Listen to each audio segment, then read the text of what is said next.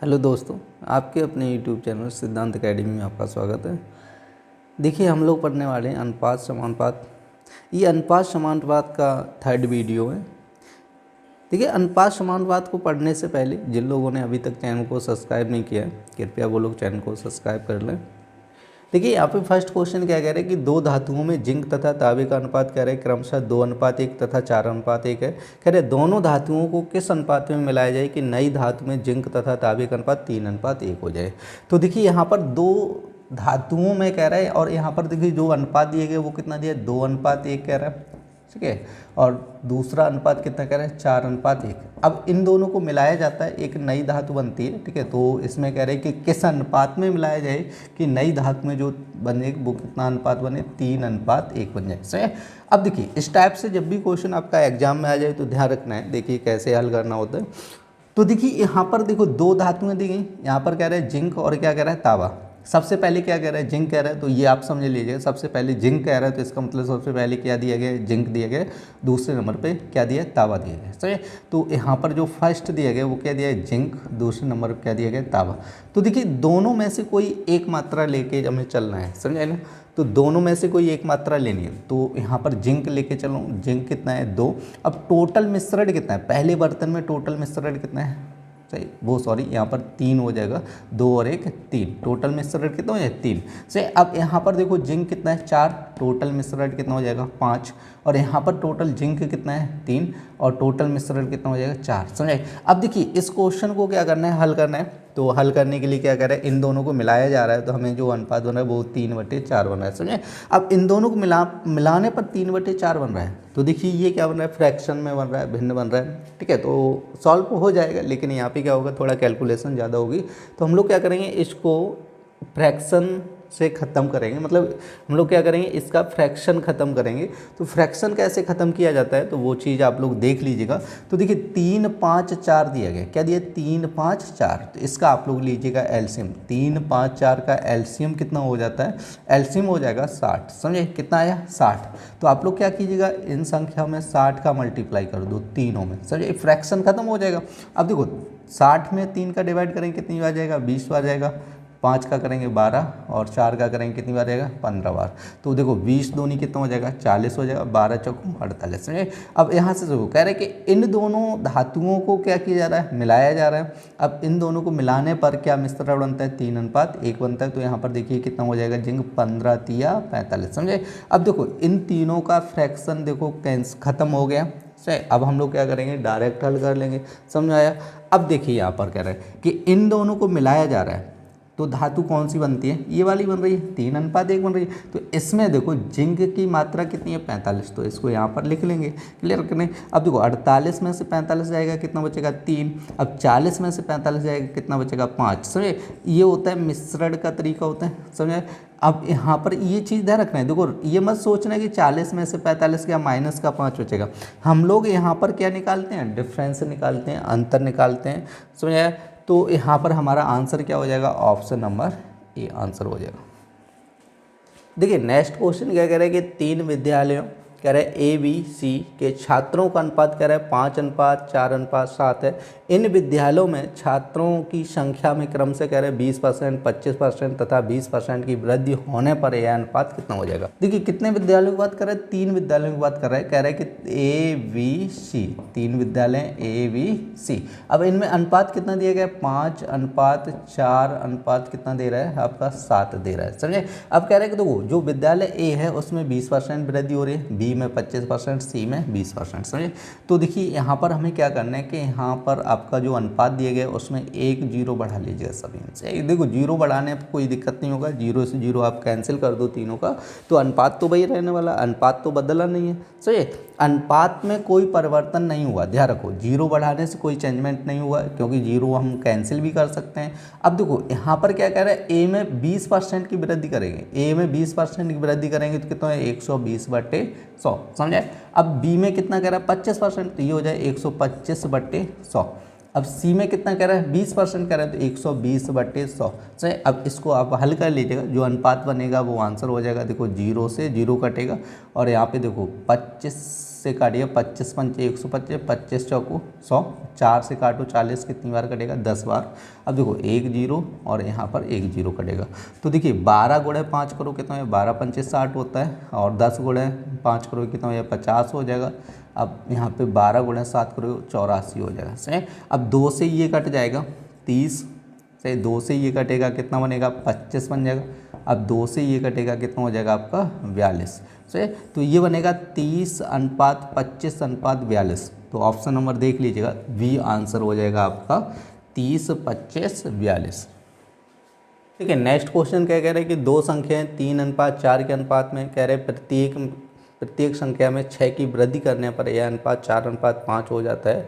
इन संख्याओं का अंतर कितना होगा। तो देखिए यहाँ पर क्या कह रहे हैं कि दो संख्याओं का अनुपात कह रहे हैं 3:4 है। कह रहे हैं कि प्रत्येक में 6 की वृद्धि करने पर, वृद्धि का मतलब 6 बढ़ा दिया जाता है, तो ये अनुपात कितना हो जाता है 4:5 हो जाता है। ये अनुपात कितना हो जाता है 4:5। अब देखो यहाँ पर पहले जो ये संख्या थी वो 3 थी, अब इसको 4 कर दिया गया, कितने की वृद्धि हो रही है 1 की।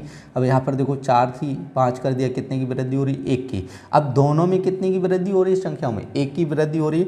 अब 1 की वृद्धि क्यों हो रही है, क्योंकि यहाँ पर 6 की वृद्धि मैंने की। सही। इसमें कितने की वृद्धि की 6 की, तो 1 बराबर कितना हो जाएगा 6। अब हमसे कह रहे हैं इन संख्याओं का अंतर कितना होगा। अब दोनों संख्याओं का अंतर आप लोग निकालो फटाफट। दोनों संख्याओं में कितने का अंतर आ रहा है बताओ, 3 और 4 में अंतर कितने का आ रहा है 1 का अंतर आ रहा है। तो 1 का मान निकालो कितना हो जाएगा 1 बराबर कितना हो जाएगा 6। तो इसका मतलब आंसर कितना हो जाएगा 6 आंसर हो जाएगा ऑप्शन नंबर सी। देखिए नेक्स्ट क्वेश्चन क्या कह रहा है, दो संख्याएं 2:3 के अनुपात में है तथा इनका गुणनफल कह रहा है 96 है, तो इनका योगफल कितना होगा। तो देखिए दो संख्याओं का अनुपात दिया है 2:3 और इनका गुणनफल कितना कह रहा है, गुणनफल कह रहा है 96 सही है। तो इन दोनों का गुणा कर लो। आप लोगों को बता चुका हूँ ये चीज़ कि यदि गुणनफल दिया जाए तो दोनों को गुणा करना है, योगफल दिया जाए दोनों का योग करना होता है। सही। तो दोनों का गुणा करो, 3 दूनी कितना हो जाएगा 6। अब 6 से भाग करना है यहाँ पे एक बार, 6 कम 6 3, 6 36 16 बार जाएगा। अब देखिए यहाँ पर केवल हमने बताया था गुणनफल दिया जाए तो थोड़ा विशेष ध्यान रखना है, समझाए। योगफल लासा मासा कुछ भी दे उसमें कोई दिक्कत नहीं होती है, लेकिन गुणनफल में थोड़ा विशेष ध्यान रखना होता है। हमें क्या करना होता है, इसका वर्गमूल लेना होता है। ध्यान रखो दो संख्याएं होगी तो क्या लेना पड़ेगा, वर्गमूल लेना पड़ेगा। तो वर्गमूल कितना हो जाएगा 4। 16 का वर्गमूल कितना हो जाएगा 4। समझे। अब यहाँ पर कर लीजिएगा गुणा आप लोग, 4 दूनी 8 और 4 तिया 12। समझे। तो अब हमसे पूछा योग, तो इनका योग कर लो फटाफट, 8 + 12 कर लो, कितना हो जाएगा 12 8 20 हो जाएगा। समझे। तो ऑप्शन नंबर बी आंसर हो जाएगा इसका। देखिए नेक्स्ट क्वेश्चन क्या कह रहे हैं, तीन संख्याएं 5:6:7 के अनुपात में है। यदि इन संख्याओं का गुणनफल कह रहा है 5670 हो तो इनमें कह रहे हैं सबसे बड़ी संख्या कौन सी होगी। देखिए तीन संख्याओं का अनुपात कह रहा है 5:6:7 है और इनका गुणनफल कितना कह रहा है, गुणनफल कह रहा है आपका 5670 कह रहा है। समझे। तो देखिए इन तीनों का आपस में गुणा कर लीजिएगा। देखिए गुणा करेंगे तो 5 × 6 करो, 6 पंचे 30 × 7, चाहो तो पूरा गुणा कर सकते हो, 7 या 21 कर लो, पूरा गुणा कर लो। सही। तो देखिए 0 से 0 हो जाएगा यहाँ पे कैंसिल। अब 7 से काटेंगे कितनी बार कटेगा, 7 × 8 = 56, 7 × 7 = 81 हो जाएगा। 3 से काटेंगे कितनी बार कटेगा 27। तो अब देखिए यहाँ पर लेना पड़ेगा मुझे घनमूल।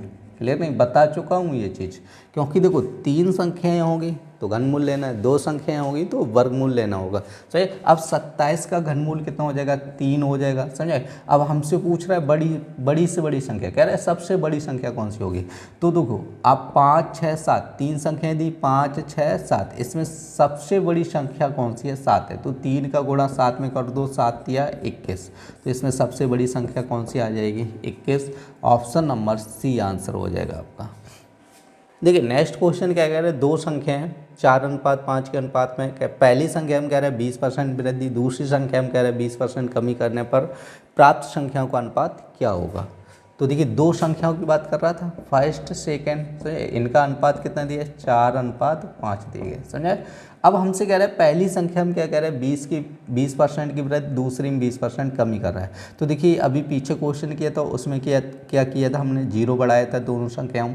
ठीक है। तो यहाँ पर भी हम लोग क्या करेंगे 0 बढ़ा लेंगे। देखो 0 बढ़ाने पर क्या होगा, अनुपात में कोई परिवर्तन नहीं होगा, 0 से 0 कैंसिल भी कर सकते हैं, समझ आया। तो देखिए अब यहाँ पर आप लोग कर लीजिएगा वृद्धि डायरेक्ट। पहली संख्या हम क्या कह रहे हैं 20% वृद्धि कितना हो जाए 120/100। दूसरी संख्या हम क्या कह रहे हैं 20% कमी कह रहे हैं कितना है 80/ कितना हो जाए 100।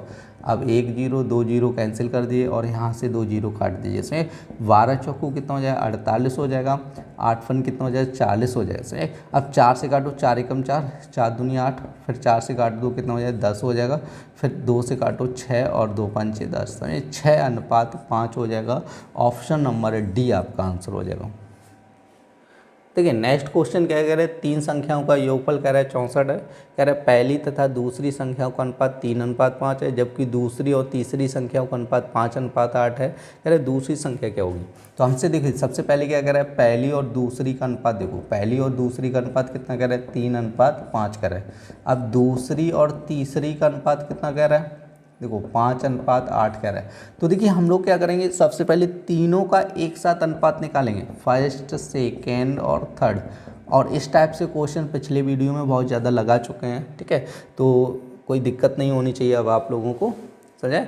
तो देखिए हम लोग क्या करेंगे तीनों का एक साथ अनुपात निकालेंगे। तो कैसे निकालते हैं बताया था आपको, n बनाना होता है ऐसे करके सही। तो आप 3 का 5m करो कितना है 5 या 15 हो जाएगा। अब 5 का 5m करो कितना है 25 हो जाएगा। 5 का फिर 8 में करना होता है कितना होता है 8 × 40 हो जाएगा, समझे।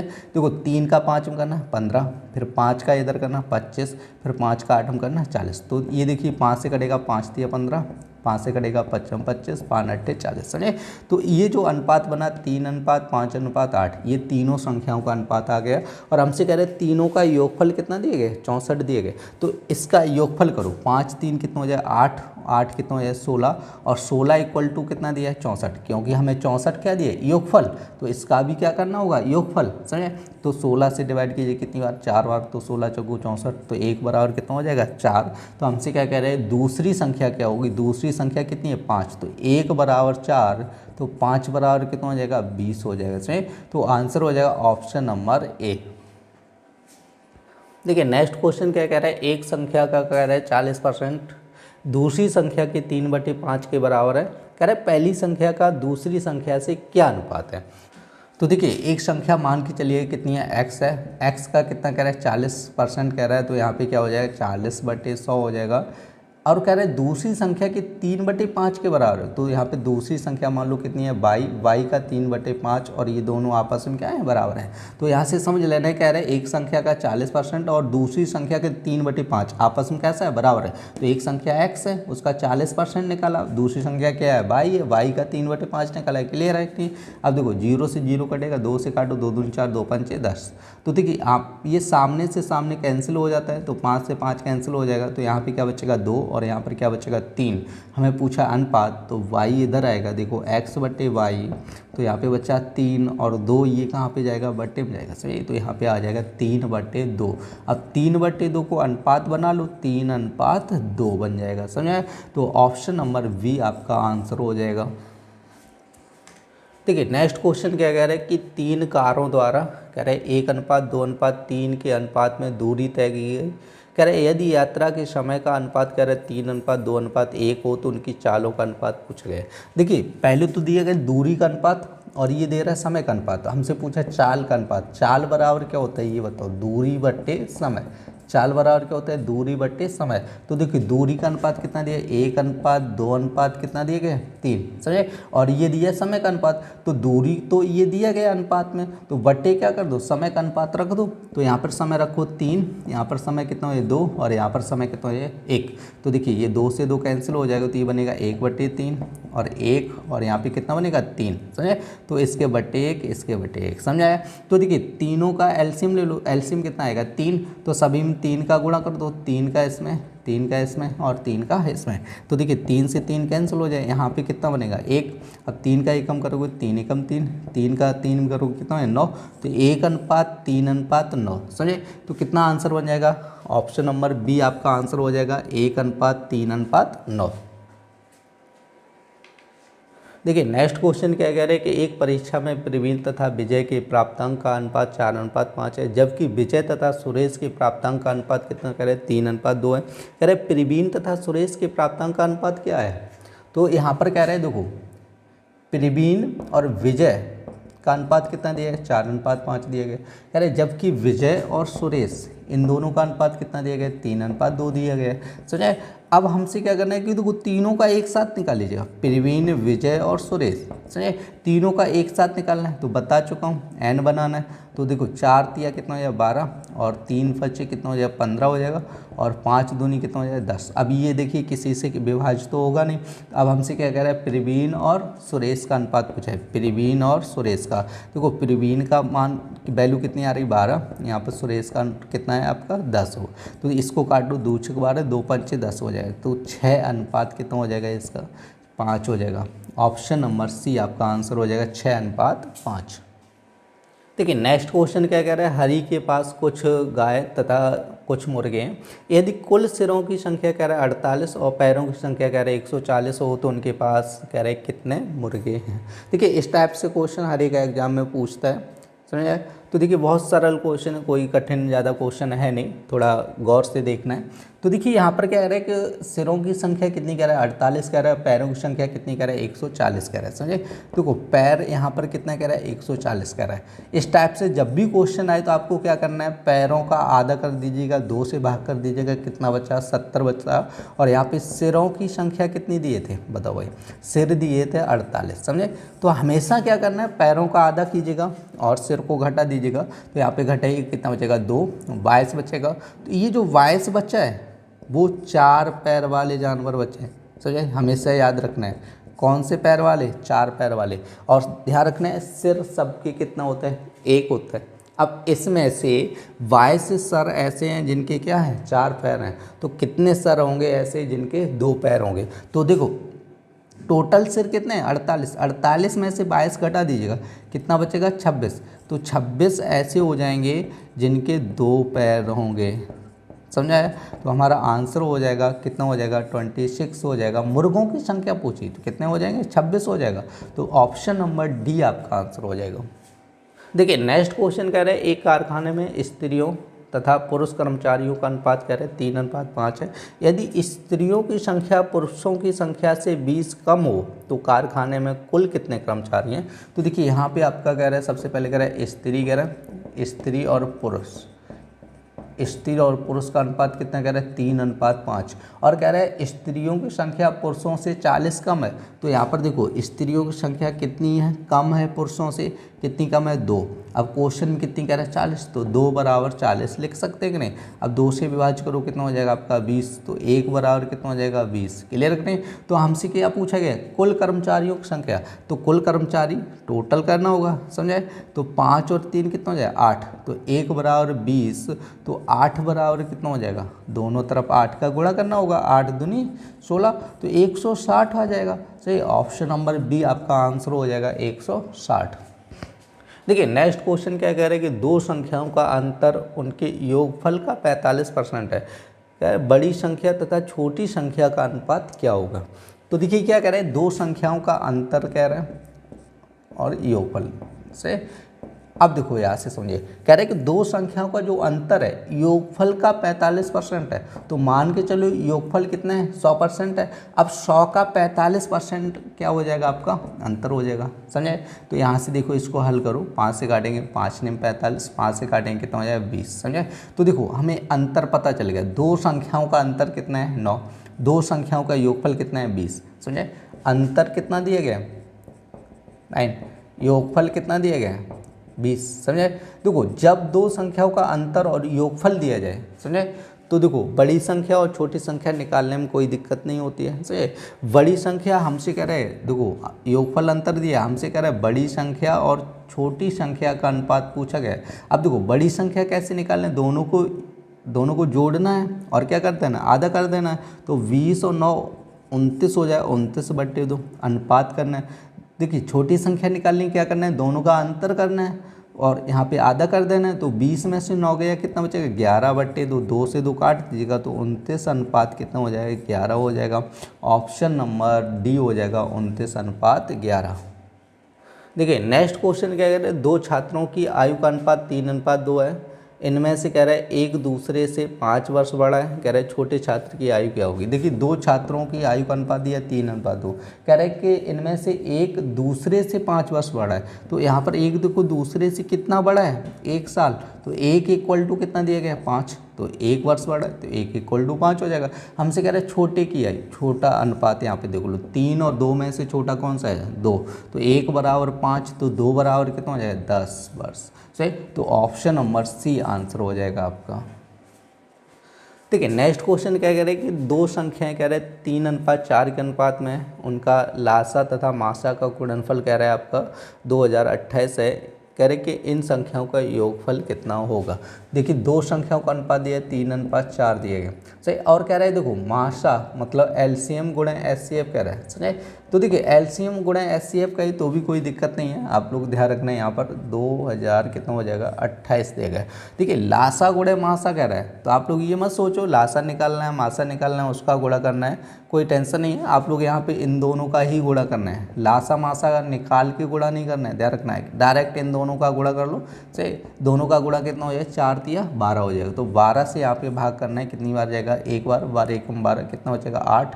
सही, तो 12 छंग 72 हो जाएगा, कितना हो जाएगा 10, 108 हो जाएगा, 12 में 108 हो जाता है। सही, तो यहाँ पे 12 से डिवाइड किया कितना है 169 है। अब देखिए ये जो दिया गया था लासा और मासा का गुणनफल दिया था, क्या दिया था, लासा मासा का गुणनफल। हमने बताया जब गुणनफल दिया जाएगा तो आपको क्या करना होता है, वर्गमूल लेना होता है। 2 संख्याओं का क्या लेना होगा, वर्गमूल लेना होगा। 3 संख्याओं का क्या लेना होता है, घनमूल। तो 169 का वर्गमूल कितना हो जाएगा, 13 हो जाएगा। तो आप देखो यहाँ पे गुणा कर लो दोनों में, 13 तिया 39 होता है और 13 चौको 52 हो जाएगा। हमसे क्या कह रहे हैं, दोनों का योगफल, तो 39 52 जोड़ लीजिएगा, 9 2 11, 1 5 3 8 और 1 9, 91 आ जाएगा, 91। ऑप्शन नंबर डी आंसर हो जाएगा। देखिए नेक्स्ट क्वेश्चन क्या कह रहा है, कह रहे हैं कि P + Q का कह रहा है 20% बराबर कह रहा है P - Q का कह रहा है 50%। P - Q का कितना कह रहा है 50%, तो हमसे कह रहा है P/Q ज्ञात करो। समझे, देखिए इस टाइप से जब भी क्वेश्चन आए ध्यान रखना है, P + Q का कह रहा है 20%, P - Q का कह रहा है 50%। समझे, तो देखिए एक तो योगफल दिया, दूसरा क्या दिया, अंतर। ये क्या दिया, योगफल, ये क्या दिया गया, अंतर। अभी देखो पीछे एक क्वेश्चन लगाया था, समझे, उसमें भी योगफल और अंतर कह रहा था। योगफल कह रहा है तो हमने क्या किया था, देखो बड़ी संख्या निकालनी है, जोड़ के आधा करना होता है, छोटी संख्या निकालनी है, क्या करना होगा आपको, घटा के आधा करना होता है। वही चीज़ यहाँ पे कीजिएगा। सही, तो योगफल और अंतर दिए गए तो आप लोग क्या करना, बड़ी संख्या निकालिए या पहली संख्या P निकालना, दोनों को जोड़ दीजिएगा। 50 और 20 कितना हो जाएगा आपका, 70 हो जाएगा। सही, और इसी तरह आपको क्या करना है, Q निकालना है, दोनों घटा देना है। 50 में से 20 जाएगा, कितना बचेगा 30। देखो आधा करोगे, अनुपात है कोई दिक्कत नहीं, आधा करोगे 2 से 2 कैंसिल हो जाएगा। समझे, अब 0 से 0 कट जाएगा तो कितना बचेगा 7/3। क्लियर है, तो इसका आंसर हो जाएगा ऑप्शन नंबर डी 7/3। देखिए नेक्स्ट क्वेश्चन क्या कह रहा है, 1 रुपये 50 पैसे तथा 25 पैसे के 378 सिक्कों के मूल्यों का अनुपात कह रहा है 13:11:7 है। कह रहे हैं इनमें 50 पैसे के सिक्कों की संख्या कितनी है। तो देखिए 1 रुपये कह रहा है, 50 पैसे कह रहा है और 25 पैसे कह रहा है। देखिए मूल्यों का अनुपात दिए गए, मूल्य का अनुपात कह रहे हैं कि 1 रुपये कितने रुपए बन रहे हैं 13, और 50 पैसे कितने 11 रुपये बन रहा है, और 25 पैसे कितना बन रहा है 7 रुपये बन रहा है। सही, ये मूल्य का अनुपात दिए गए, हम लोग निकालेंगे सिक्कों का अनुपात। क्या निकालेंगे, सिक्कों का। अब आप लोग समझो, ये मूल्य का अनुपात दिया गया, ध्यान रखो, कह रहे हैं मूल्यों का अनुपात कह रहा है 13:11:7, ये सिक्कों का अनुपात नहीं दिए गए। यहाँ पे टोटल दिया क्या गया, सिक्के दिए गए। समझे, तो मूल्य के अनुपात से सिक्के नहीं निकलने वाले हैं, ध्यान रखना है। तो हम लोगों को क्या करना पड़ेगा, जो मूल्य दिया गया उसको सिक्कों में कन्वर्ट करो। देखिए यहाँ पर 13 रुपये हैं और 1 रुपये के 13 रुपये हैं, तो यहाँ पे बताओ कितने सिक्के बनेंगे, तो 13 बनेंगे। समझे, अब ये बताओ, देखो 50 पैसे का मूल्य कितना बन रहा है 11 रुपये बन रहा है। अब 11 रुपये होंगे तो 50 पैसे कितने सिक्के बनेंगे। समझे, तो यहाँ पे 11 दूनी 22 सिक्के बनेंगे। इसी तरह देखो 25 पैसे का रहा है, अब 25 पैसे मतलब यहाँ पे आप समझ लो 1 रुपये में कितने सिक्के बनते हैं 4, तो 7 रुपये में कितने बनेंगे 7 चौको 28, समझे। ये बन गया सिक्कों का अनुपात, बन गया 13:22:28 बनेगा सिक्कों का अनुपात, समझे। अब टोटल कर लीजिएगा, टोटल इसलिए करना है कुल सिक्के दिए 378, तो देखिए 13, 22, 28 टोटल करो कितना हो जाएगा 8 2 10 3 13, और यहाँ पे हो जाएगा आपका 63 हो जाएगा। तो 63 इक्वल टू कितना हो जाएगा 378, समझे। अब देखो 63 से काटिएगा, ये 6 बार कटेगा तो 1 बराबर कितना हो जाएगा 6 हो जाएगा, 1 बराबर कितना हो जाएगा 6, तो हमसे क्या कह रहा है 50 पैसे, तो 50 पैसे का कितना दिए गए 22, तो 1 बराबर 6, तो 22 बराबर दोनों तरफ क्या करना होगा 22 का मल्टीप्लाई कर दीजिएगा, 6 गुणे 22 करो, 6 दूनी 12 और 6 दूनी 12 और 1 13, 132, समझे। तो ऑप्शन नंबर बी हो जाएगा आपका आंसर 132। देखिए नेक्स्ट क्वेश्चन क्या कह रहे हैं कि एक थैली में 1 रुपये 50 पैसे तथा 25 पैसे के सिक्के हैं। कह रहे 50 पैसे के सिक्कों की संख्या 25 पैसे के सिक्कों की संख्या से 2 गुनी है, 1 रुपये के सिक्कों की संख्या से 4 गुनी है। कह रहे कि इन सिक्कों का कुल मूल्य 56 रुपये है, तो 50 पैसे सिक्कों की संख्या कितनी होगी। तो देखिए यहाँ पर कह रहा है कि 1 रुपये और कह रहा है 50 पैसे और क्या कह रहा है 25 पैसे, ठीक है।